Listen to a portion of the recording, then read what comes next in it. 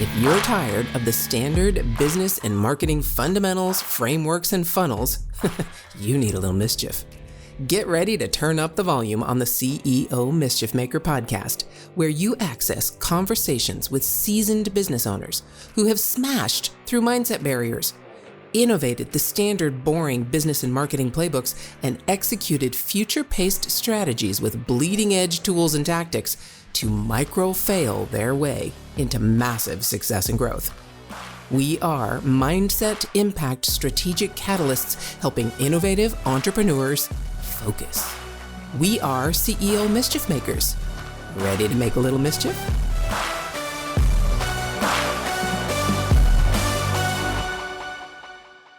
CEO Mischief Makers, welcome to the conversation. MKJ here, you know who I am, hopefully. But this guy on the screen that I get to talk to today, or if you're listening, you'll hear his voice in just a sec. Peter Lisoskie, I have known him since probably 2017 when I started with chatbots, and he kind of pissed me off back then, but we'll talk about that. Anyway, Peter, welcome to the conversation. I can't wait to talk to you about this stuff. Yeah, thanks, Mary. I appreciate it. Yeah, so we'll get into our relationship later and how we've kind of danced in each other's It's been world rocky. That's all I can say. I'm kidding. Yeah. All right. So just in case people don't know who you are, kind of tell them, what you do.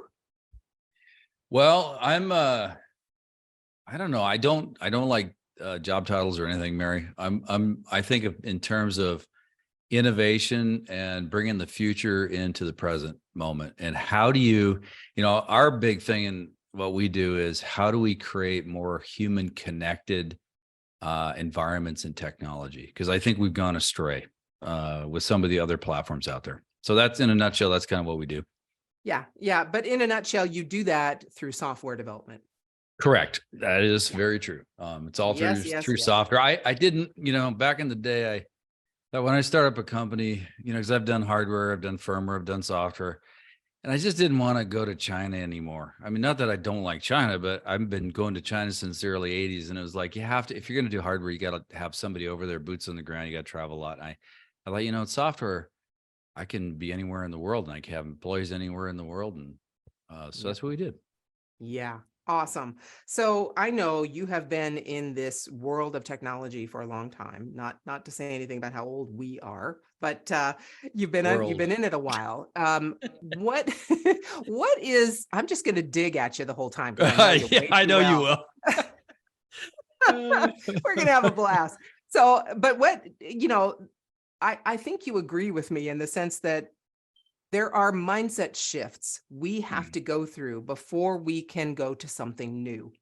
There has to be a shift in our thinking, and the way we approach things, however you want to define it more deeply, but it is a mindset shift. So can you take me through one of your biggest mindset shifts you had to take in order to either go from being an employee in a large company like you've talked about before, or in order to start this software company versus your previous one? Any of those kinds of mindset shifts you've had to make that have gotten you where you are right now and where you're headed? Well, that's a great question. The thing is, I think it's more how to deal with fear every day and overcome fear. It is, because the more you do that, the easier it gets, right? So because a lot of people, they just won't move because they're afraid, and they're afraid to quit their job, they're afraid to jump into entrepreneurialism. I guess my defining moment as a mindset shift really, Mary, was I traveled because I ran divisions for small companies like Nike and Hewlett Packard and Verifone. And so I was doing global travel all over the place. And it got so bad that I'd be up in the bubble in the 747, and I knew all the pilots. They knew me. I knew all of the flight attendants. They knew me. And it was like every time I'd say, "Hey, Pete, back again." Yeah, back again. So I think it was one year I was flying over the polar cap for like the 17th time. I was looking out, because, okay, it's a nice flight, but you're in that plane for 15 to 17 hours and you're looking out the little portal in the back, and I'm talking to some of the flight attendants back there. And I just had this epiphany, Mary. I said, you know what? If I don't get out of this thing, I'm going to die in one of these planes. And because it was just a lot of stress. Product development is, I mean, let's be honest, it's this side shy of being a sweatshop. I mean, we'd work 6, 7 days a week, but it was something. It's like I wanted to do something different. I wanted to do things that I felt could impact people in a positive way. Not that the products we were making weren't doing that, but there was things that I wanted to do to help people and create solutions with software that I feel would be, something that would be beneficial for businesses or people. And so we have our product and technology roadmap that we're working on now. And, you learn a lot as you go. But I really think the mindset shift was just out of necessity. It was just like, I can't do this much longer because if I do, there's going to be some bad health consequences. So that, I guess that was my push over the cliff, so to speak. Yeah. Or out the window with your parachute. Or out the right? window. Fortunately, was not in a plane out the window at 35,000 feet. Thank goodness. Yeah. But that, two things that you just talked about are really instrumental. And I think they are human experiences. They're not necessarily unique to each one of us, but in our adventure through this life we've got ahead of us, you talked about handling fear, dealing with fear. Yeah. And then at the same time, actually waking up to what you're doing when you finally realize it's not what you want to do. And putting those two things together, we have to make choices. We have to find out, okay, is this fear stronger than this fear? And if it is, okay, then I'm going to stay where I am. If it's not, well, then I might go over to this one. We just have to make those choices because everything has the possibility of tough times or, maybe not ending your life unless you're, police officer or in the military, but, or driving an ambulance or, things like that. But it still impacts our lives to the extent that, like you said, I'm going to die here if I don't change this. Yeah. So what did you do after that then? How did you take that feeling and that mindset and act on it? That's a great question. And so that leads me to the next thing, which is, okay, so we all have these fears and we all, are going through life and you can choose to, I always say, it's kind of like Groundhog Day, right? With Bill Murray. So you can like do the same old thing over and over and over again, and repeat it and just kind of redo it till you, I think pretty much you drive yourself crazy. Yeah. So while I was sitting in these planes and things, you also, I look at, because I get asked every now and again, people say, well, how do you define success? Well, it's easy for me. It's easy to define it, but it's hard to do, I guess is the way I say it. And that is one word that defines success for me is clarity. Because if you don't have clarity, you're never going to get anywhere in life. And so I had a vision for where I wanted to go, but I had to get clarity on how I was going to get to where I wanted to be and make those decisions. Because, here's the thing. I'm no different than anybody else. When I jumped ship, I'm a dad. I had a couple boys. You have financial responsibilities. You got bills, you got payments and things like that. But I always tell people, it's like, I get it with all this side hustle stuff, and that's super cool. But in my mind, I envision the analogy or the metaphor of entrepreneurialism is there's like a big river, and you got to cross to the other side to entrepreneurial land. And the only way you're going to cross is you jump in the river and you swim for your life. You can't stick your toe in the river. You got to jump in and you hope you don't drown. And that's just the way kind of I look at it. So that's what I did. I had this defining moment at one company where unfortunately I had to lay off over 472 employees. I told the executive vice president to, and I quit. And that was it. That was it's funny because once I got the clarity, it's like some of these other tumblers clicked in place that kind of forced me to get out. Yeah. And so tell me a little bit that I agree 100%. And I gotta say, I'm going this direction because I've been close to drowning a couple times in that river, right? Oh yeah. And we go through there so and that's where the fear comes in because am I going to drown or am I going to swim? Yeah. So when have you been close to drowning in that river, to continue with the metaphor? And what did you do to find a lifeboat or swim harder or figure out how to do a breaststroke? I don't know. Well, okay, so I'm going to tell a really human story here. And the thing is, I don't know of anybody out there that is successful that hasn't had some really dark hours. Like dark as in I don't have any money in the bank. Well, now how am I going to eat? If you look at most people who are battle worn that have successes, they've had their downtime. So the story with me is I had a large construction company up in Seattle, Washington, and I had gone through and built this thing up. I decided I was going to do it in 5 years because that was one of the things I wanted to go back and take a break from tech. And I had grown up building houses with my dad, so I knew about the trades and all that kind of stuff. But I didn't want it to be, my forever plan because I eventually wanted to get back, into innovation, developing products and things. So from a humanistic side, I built the company up to quite sizable. And I sold off a part of it, but I decided, okay, I'm going to keep the rest because I know the valuation is going to go up. Now, this is always the risk reward game you play, right? So I'm in the middle of the river swimming here. Well, then we had this little thing called 2008. Washington Mutual hit. I had 2 offers for the remaining amount on that company, and they both pulled it on that Friday. And I remember sitting in my office going, oh, this is not good. But then I thought, well, how bad can it really be? Because I did some research and I said, well, at the Reagan recession, it was 18 months. Hell, I got plenty of money, not realizing it was going to be 4 or 5 years getting through this. Just so you guys got to understand, I have a radio show up in Seattle I do for other reasons related to my father. But up there in Seattle at the time, even in 2014 or 2015, 75% of the houses were still being sold as foreclosed or short sales. That's how bad it was up there. Yeah. Yeah. And third generation, trade companies were going out of business. I mean, it was sad. It was just decimation. Well, anyway, going to close the story, I held on to it too long. I burned through a whole bunch of cash. And so I finally shut it down. And I remember sitting there in Starbucks in Woodinville. If anybody knows where Woodinville, Washington is, I'm thinking, I can't do this anymore. I can't sustain it. Right. And I'm a pretty smart guy. So I thought, but there was nothing I could do because people were working for 10, 15 bucks an hour doing construction illegally. And I can't compete with them. I was paying my guys like 20 to 25 an hour. Yeah. So I shut the thing down, and I had burned through a lot of cash in order to keep people employed because I felt really responsible for my team. And I didn't want to lay them off because I had gone through Mary, I'm not proud of this, and all you guys are listening. I've laid off over 1,000 people, and it is a terrible thing to do. I don't like it.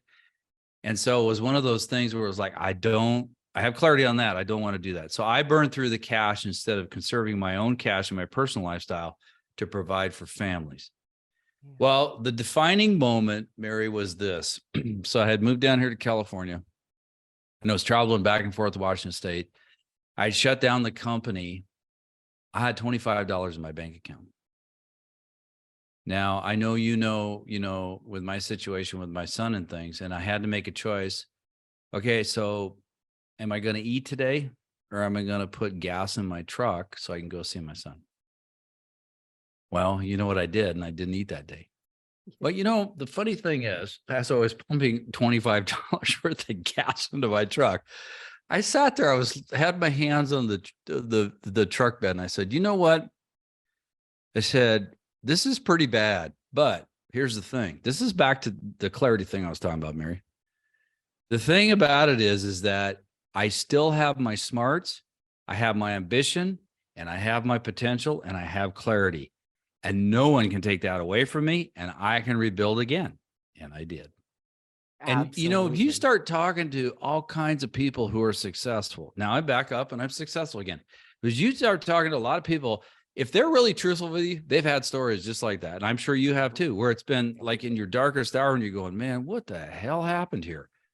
And I didn't even cause the recession, but it was one of those things where I had made a conscious choice of, I'm going to spend my own money to keep these people employed, because I felt it was more important to do that than to conserve my capital, because I felt, well, if everything, if the, what hits the fan, I can always start again. And some of these other guys maybe can't. So that was my story. Yeah. Thank you for that. I agree. Absolutely. Because that you're right. But I think the difference is you had seen some success in your Oh entrepreneurial yeah. journey. Yeah. You had built, you had been able to see this momentum, because you know how momentum goes. You start, it's tough. You got to push Hmm. the flywheel uphill, the rock, the boulder, whatever you want to call it, uphill. And then after a while, it gets easier and easier and the momentum hits. So if you have that experience, you know you can go back and do whatever you have to do to make that start again. When you're in the beginning, you don't quite know what that looks like until you Yeah. jump in and do it. So that's the scariest part. I agree. We've all had those things. And Hmm. anytime, you're right, it doesn't matter what happens on the outside. I know I have things that no one can take, no economy can hit, no other person, if they steal things from me or cut me out of things or do whatever, they can't touch what I can do and the previous experience I have. Yeah. So what advice would you give? You've talked about fear, you've talked about drowning in that river. It's a fast flowing river, man.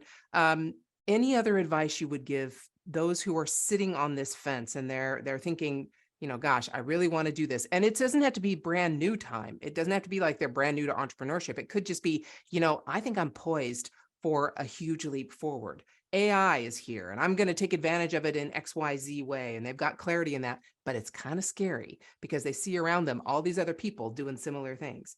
Any piece of advice from a mindset perspective that you would give them? Yeah. That's it. I'm going to build off of what you just said, because here's the thing.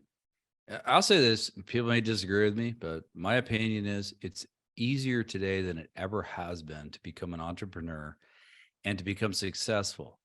The only thing, there's one thing. It's not external, it's internal. That's the only thing that holds you back. And you're exactly right. It is in our mind, and it's the fear that's created. It's all not real. So you have to decide, okay, what, obviously you want to align it with passion and what you want to do. I love innovating. It's in my blood. I've done it for 30 plus years. I love creating something from nothing. I love building stuff. I still have products, electronic products we created. I go into the stores, some of the stores like, yeah, I was part of that team. I built that, right? One of the stories, I invented overmold, which is on all products all over the world these days, all of the rubberized stuff that's integrated in toothbrushes and everything. That came from my group at Fluke Electronics, and I saw that in Tokyo. But the thing is, it's an internal battle we have. The part of the clarity aspect is how do you, people, they talk about, what's the definition of courage, right? Well, it's acting in the face of fear, right? But it's all an internal thing. So in my mind, even if I'm telling you, look, here's the thing, and it's proven itself over and over and over again. Even if you don't have any skills or you didn't go to college or you didn't do whatever, man, oh man, you can, like you said, with AI or whatever, you can start at any given time. Now, if you want to take the saver bet and do a side hustle, you can. I mean, here's the thing, Mary. I'll give you this story, and you know this lady because I mentioned it I mentioned you to her, and that is, she was out there. She lost her job. So she found out about this thing called UGC, which is user generated content videos. She had no experience in it. She went out and looked online, did some research. She went over to Fiverr, which some of you guys probably know about. She posted her stuff up there. Within 6 months, she was making over $7,000 a month on UGC videos for brands. And now they're coming out of the woodwork. So this is a prime example. But the thing is, she internally could have pulled back and said, that's not me. I can't do that. We all have this dialogue, the monkey brain in our head. I can't do that. That's not for me, right? Well, then you'll never do it. So that's exactly what you were saying it is all about the internal struggle that we have, not necessarily the external skills that we possess. Okay, hold on. If your mindset was shifted, you were inspired to innovate, and you were spurred into action, don't just move on with your day. Focus, my friend, and take a few minutes to visit CEOmischiefmaker.com to learn more about the value that was shared with you today. Please act now and create some CEO mischief of your own.